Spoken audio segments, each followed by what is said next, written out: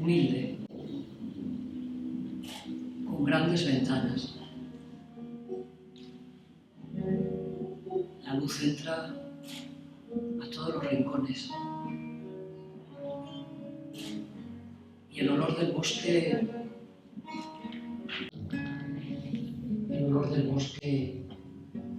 llega y lo impregna todo.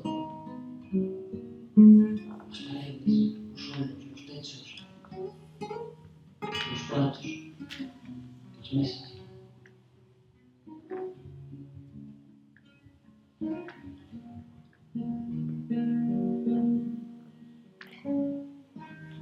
En esta casa hay alguien con quien comparto caricias, risas, chápiras. Y a veces nos sentamos en el atardecer, mientras va cayendo la oscuridad a nuestro alrededor.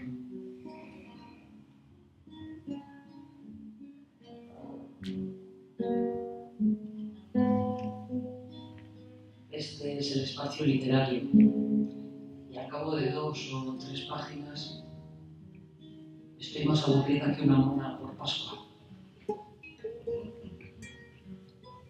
Realmente el espacio que quiero ocupar es el espacio que me permite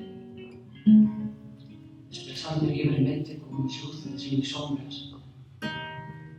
El espacio que permite dar cuerpo a mi creatividad.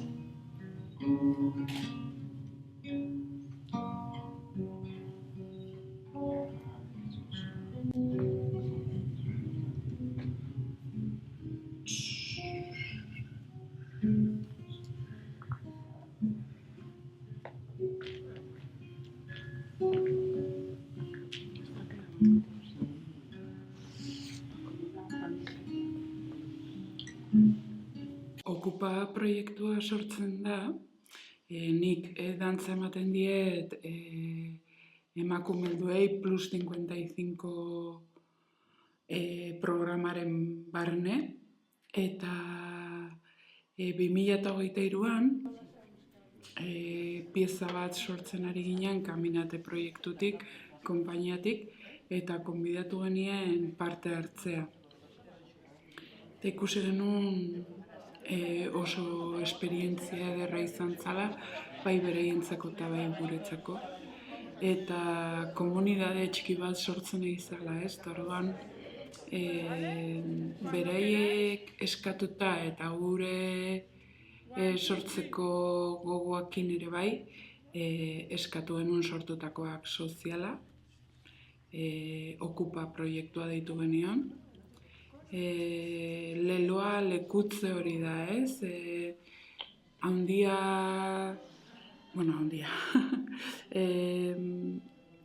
heldutasun batera iristen geranean, nola da gure lekua, ez? Gaztetan lekua daukagu, txikitan beste bat, baina heldutasun horretan ze leku daukate emakume eta gizon hauek. Eta horren inguruan egin dugu investigazio bat, eta azkeneko etapa izan da sorkuntza txiki bat egitea. Ostiralero gelditu gea, 4 hilabetetan, eta hor investigazioak izan dira lekua, espazioa betetzearen inguru horretan. Eta hor investigatu dugu beraien gorputza espazioarekin, beraien relatoak ze esan nahi dute nola betetzen duten beraiek espazioa bizitzan, gizartean, beraien individuan. Eta hortan ibili gera, beraien retoa izan da ez dela klase ohi bat izan, baizik eta etorri dira beraien burua investigatzea, ez? Orduan, hori izan da interesgarria, egon direla leku batean, proiektu batean, eta beraien implikazioa izan dela ez bakarrik klase batena, baizik eta ja proiektu baten barne sentitzea eta gauzatzea, ez? nola dan beraientzako lekutzea. Ez dutela laguntza behar dutela akonpainamentu bat. Eta beraien lekua identifikatzea. Ze askotan adina duten pertsonekin berehala sortzen dira dependentzia historiak. Dependentzia historiak sortu behar dute behar badute. Baina beraiek badute leku bat, eta errebindikatzen zuten askotan invisibilidade hori, ez? Ez zaiela kasu egiten, eta beraiek dakate gazteak baino esperientzia gehiago, ez? Eta askotan postuetan dandoen jendea beraie baino gazteagoa dira, eta ari dira burutzen zerbait igual ez dagokiena beraiei, ez? Eta hortaz zigon ginen hitz egiten, oso garrantzitsua dela, beraiek badute laialekua eta tratamendua izan behar duela beraien lekutik, ez guk usten duguna behar duten. Eta gero ere bai, esaten zuten, ez? Beraiek adaptatzen ari direla denbora berrietara. Beraiek bizitu dira telefonori gabe, internet gabe, eta orain dauzkate batzuk 80 urte eta baliabide hortaz bizi dira ere bai, eta nola jundiran adaptatzen eta ez gelditzen atzean. Orduan hori ere bait aintzat hartu behar da, denbora guztian ari direla saiatzen elkar bizitza bat egiten, gu baino gehiago. Gu gaude gure individualismoan, eta beraiek ez daude komunitatean denbora guztian, eta hortaz ez gara konturatzen.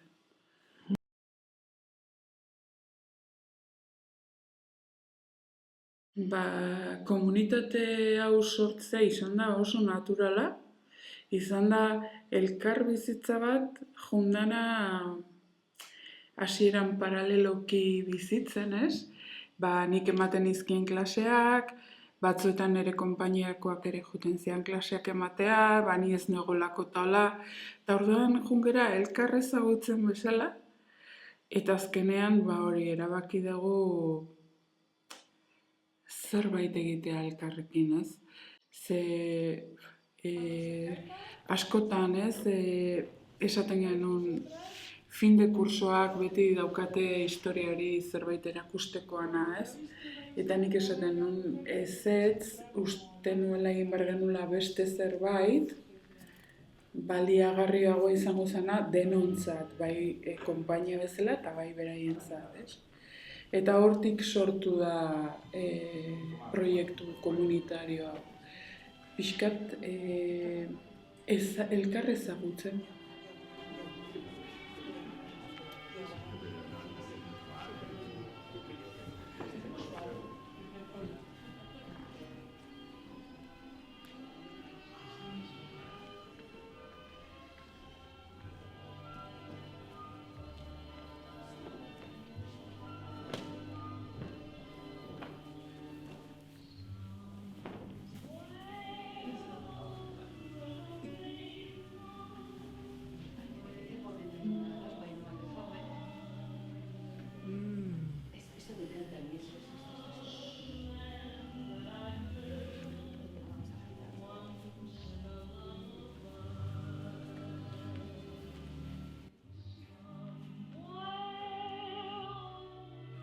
Adibidez, esango dizut zerbait esan zuena konkretuki Marian, partaide bat,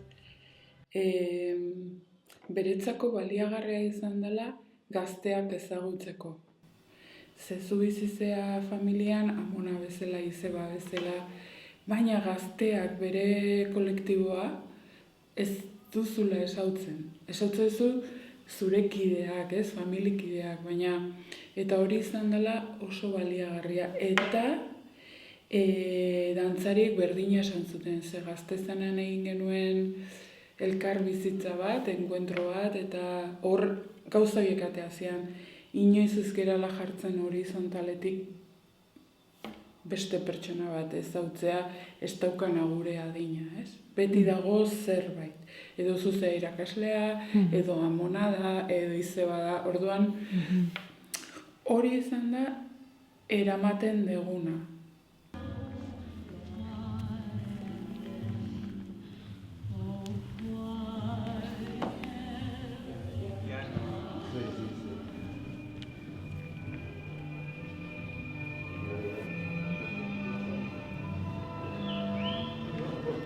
the receipt